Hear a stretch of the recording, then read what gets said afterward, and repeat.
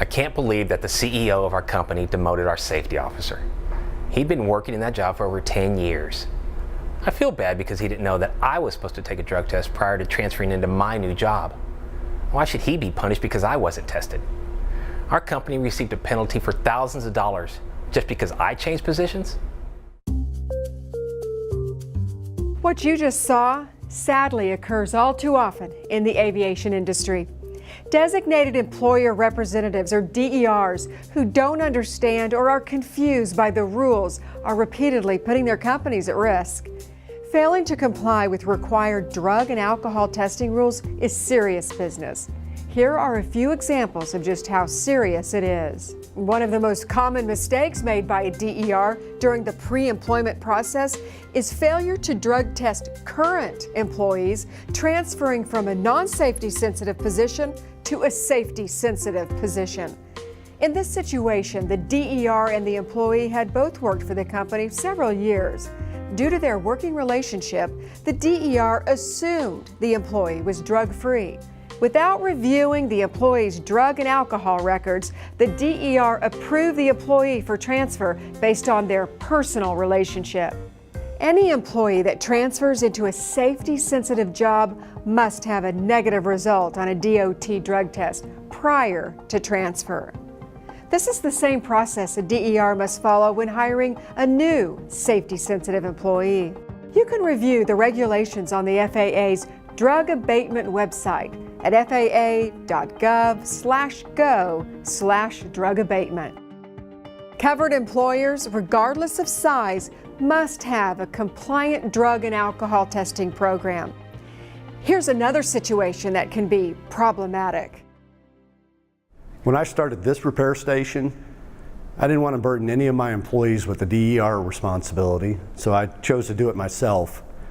For the most part, I think I did a pretty good job checking with previous employers on our new hires, but sometimes things just fell through the cracks. And then my lack of asking for documentation and reviewing it really cost me big.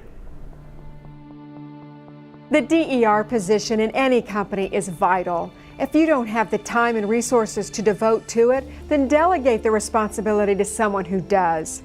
In this case, the company owner did not follow the regulations. He didn't contact the previous employer in a timely manner to obtain the employee's drug and alcohol history for review. DERs are responsible for keeping companies in compliance with FAA drug and alcohol testing regulations. A good DER is familiar with federal regulations, company policy, and day-to-day operations company-wide. Surprisingly, many DERs fail to conduct a records check with the previous employers or ask the employee if they have previously tested positive or refused a pre-employment drug or alcohol test. This exposes the company to potential civil penalties, not to mention the safety risk of putting someone who may be a threat into a safety-sensitive position. It is vital to promptly obtain and review information from former employers. Follow-up information can be acquired via letter, email, or fax, any method that ensures confidentiality. This information should be properly documented and retained. Compliance with the FAA's drug and alcohol testing regulations is designed to ensure safety and reinforce the integrity of those holding safety-sensitive positions. It is your responsibility to uphold FAA regulations. It's as simple as that. Educate your employees on the personal and professional consequences of drug and alcohol use. All of this starts with a well-informed DER. Here are a couple of best practices to consider during pre-employment. When hiring or transferring a person into a safety-sensitive function, revise your employee status forms to include a block that indicates a negative test result has been received. Then make sure this block is checked before an employee is hired or transferred. The application process is the ideal time to acquire written consent, allowing release of information from each of the applicant's previous employers.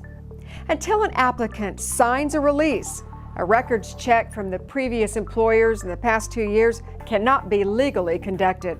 Save yourself time and trouble. Put this item on your to-do list now. Familiarize yourself with the DOT FAA drug and alcohol testing regulations. Visit faa.gov/go/drug abatement and discover more best practices. If you have a unique problem or situation or need clarification on how to comply, please contact the Drug Abatement Office for assistance. As a designated employer representative, you are responsible for keeping your company in compliance. Best of all, the skies are safer when you do everything right.